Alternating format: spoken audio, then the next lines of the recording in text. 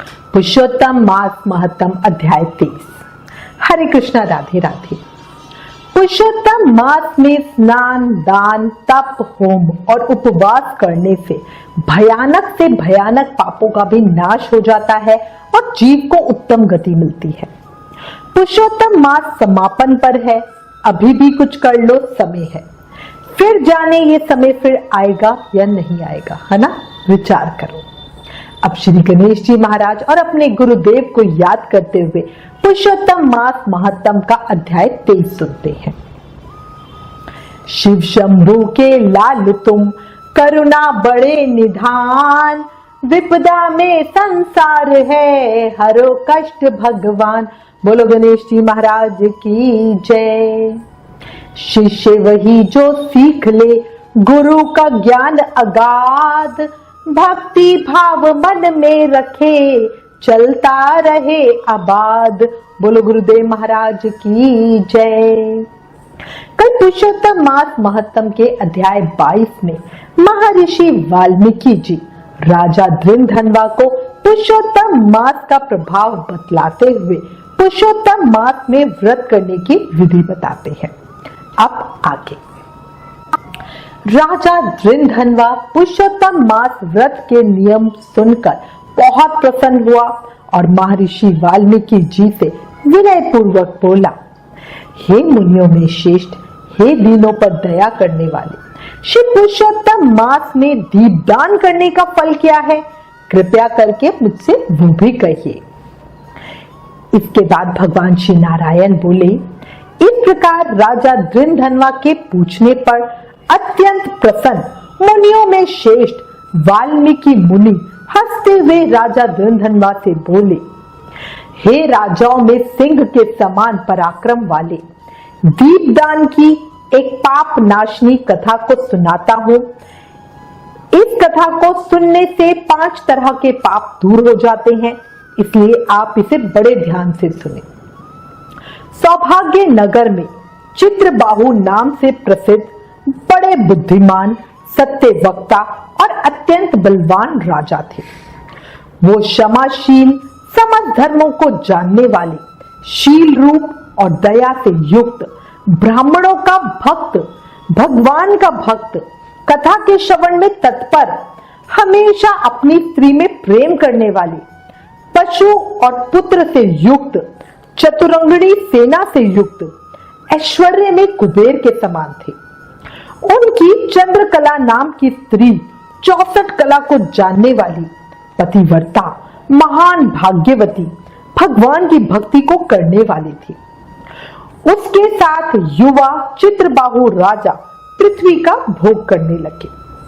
वो श्री कृष्ण के अतिरिक्त किसी दूसरे देवता को नहीं मानते थे। एक दिन राजा चित्रबाहु ने दूर से ही आए हुए मुनियों में श्रेष्ठ अगस्त्य मुनि को देखकर पृथ्वी में दंडवत लेटकर उन्हें प्रणाम किया और उनकी विधि पूर्वक पूजा की और भक्ति से आसन देकर मुनि श्रेष्ठ के सम्मुख बैठ गए और मुनि श्रेष्ठ से बोले, आज मेरा जन्म सफल हुआ, आज मेरा दिन सफल हुआ, आज मेरा राज्य सफल हुआ, आज मेरा घर सफल हुआ, जो आप श्री कृष्ण चंद्र के सच्चे सेवक मेरे यहाँ पधारे हो। हे मुनि श्रेष्ठ, आप वैष्णव हो, आपके लिए कोई भी न देने योग्य वस्तु नहीं है। वैष्णव को थोड़ा भी दिया हुआ मेरू पर्वत के समान होता है।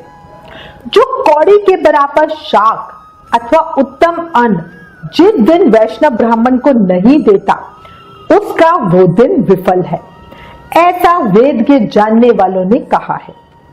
जो कोई द्विजातीय विष्णु भक्त हो वो सब पूज्य है, उनका वाणी मन कर्म से सत्कार करना चाहिए। ऐसा मुझसे श्री गर्ग, गौतम, सुमंतु आदि ऋषियों ने कहा है।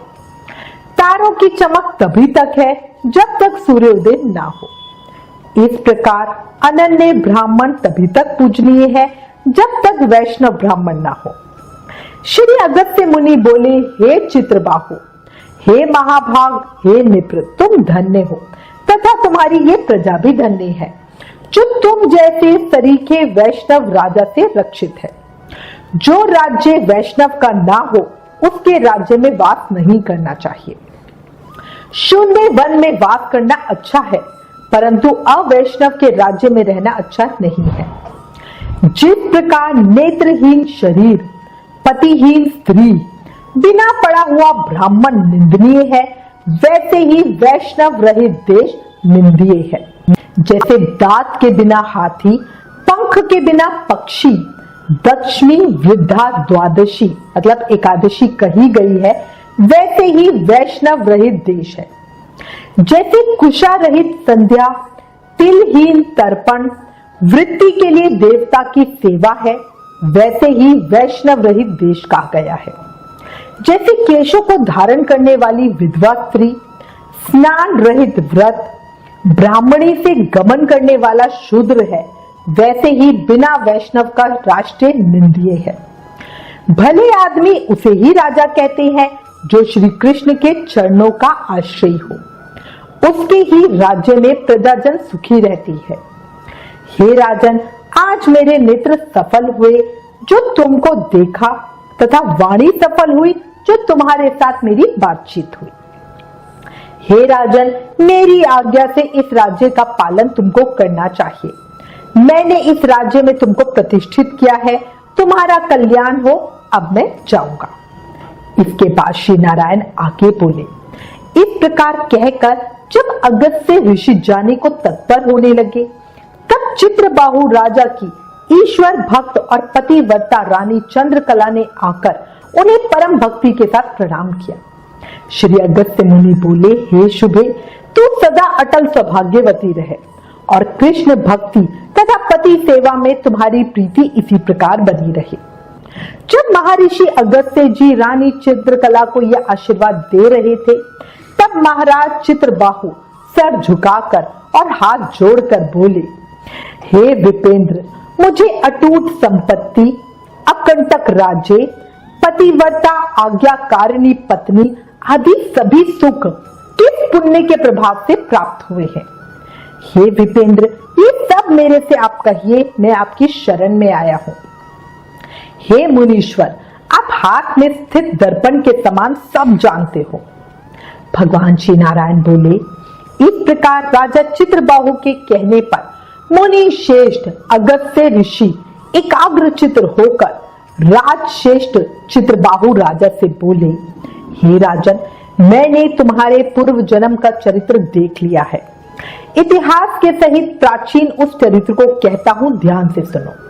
अपने पूर्व जन्म में तुम सुंदर चमत्कारपुर नामक नगर में शूद्र जाति में जीव हिंसा करने में तत्पर मणिग्रीव कामधारी नाम से प्रसिद्ध थे।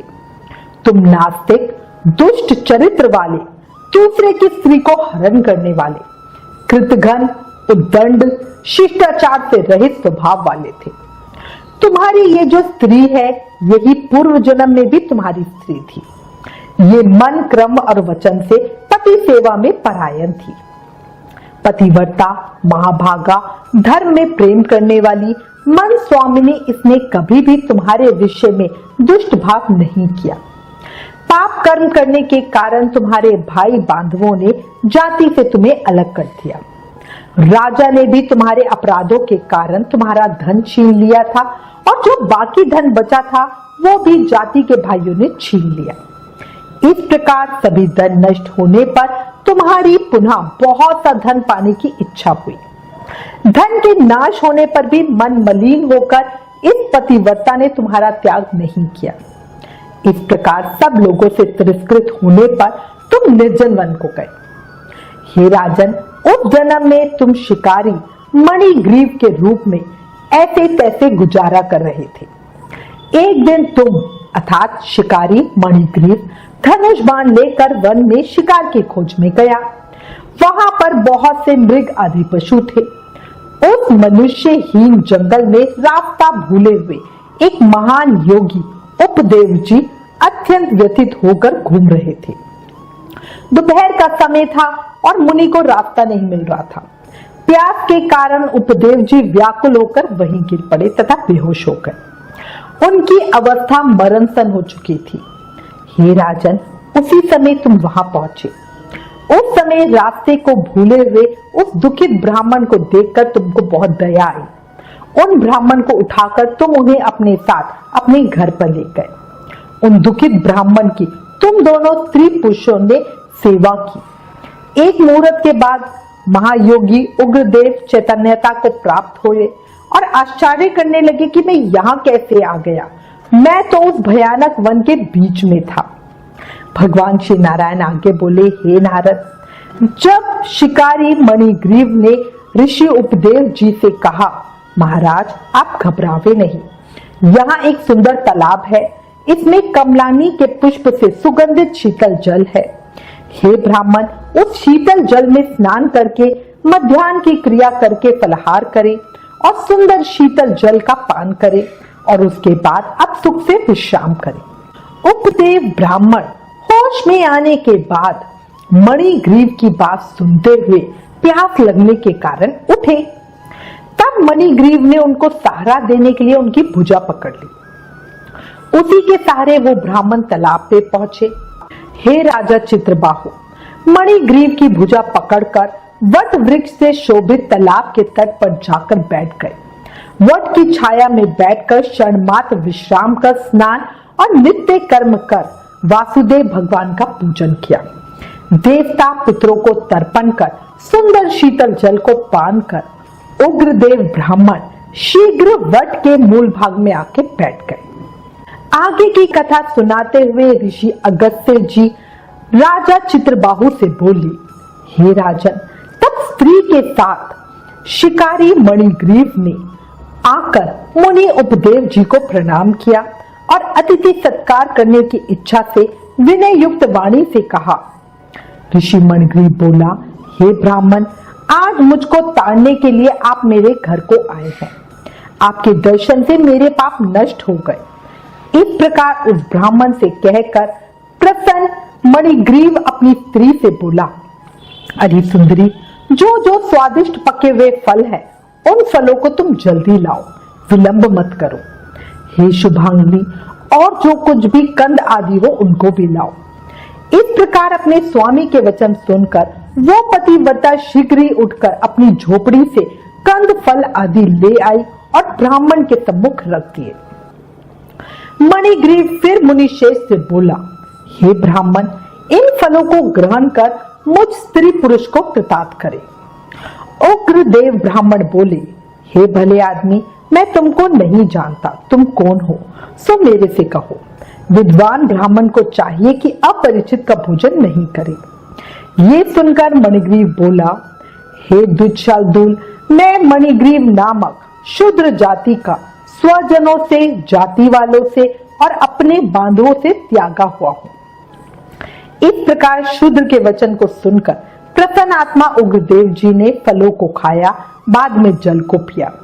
ब्राह्मण को सुख से बैठे देखकर मणिग्रीव उग्रदेव ब्राह्मण के पैरों को अपनी गोद में रखकर दबाने लगे तथा उनकी स्त्री ने हवा करना शुरू कर दिया। शिकारी मणिग्रीव बोला, हे मुनिश्रेष्ठ, आप कहाँ जाएंगे? इस निर्जन जल रहित हिंसक जंतुओं से भरे दुष्ट वन में आप कहां से आए हैं? ब्राह्मण उग्रदेव बोले, हे महाभाग, मैं ब्राह्मण हूँ और प्रयाग जाना चाहता हूँ। इस समय रास्ता ना जाने के कारण भयानक वन में चला आया हूँ। उस जगह थकावट और प्यास के कारण क्षण भर में ही मरण सन हो गया था, पर तुमने मेरे को प्राण दिए। हे मणिग्रीव, बोलो तुमको मैं क्या दूं? हे मणिग्रीव, तुम दोनों स्त्री पुरुष ने किस दुख के कारण वन में आश्रय लिया, उस दुख को मुझसे कहो, मैं उस दुख को दूर करूंगा। अगस्त्य मुनि बोले, इस प्रकार उग्रदेव ब्राह्मण के वचन को सुनकर अपनी स्त्री के सामने उस मुनीश्वर उग्रदेव की प्रार्थना करके दरिद्रता समुद्र को पार करने की इच्छा वाले शिकारी मणिग्रीव ने अपने कर्म के भयानक वृतांत फलस्वरूप को कहा। पुरुषोत्तम मास महत्तम अध्याय 23 समापन। आगे की कथा कल के अध्याय में सुनेंगे और जानेंगे कि मणिग्रीव शिकारी ने ब्राह्मण देव को क्या बताया। अब अंत में एक बात बताती हूँ, जितने भी भोग भोग लो पर मन को आंतरिक शांति, सिर्फ हरि चरणों में ही मिलती है। जब जीवन क्षण भंगुर है, अगले ही पल क्या हो जाए नहीं पता।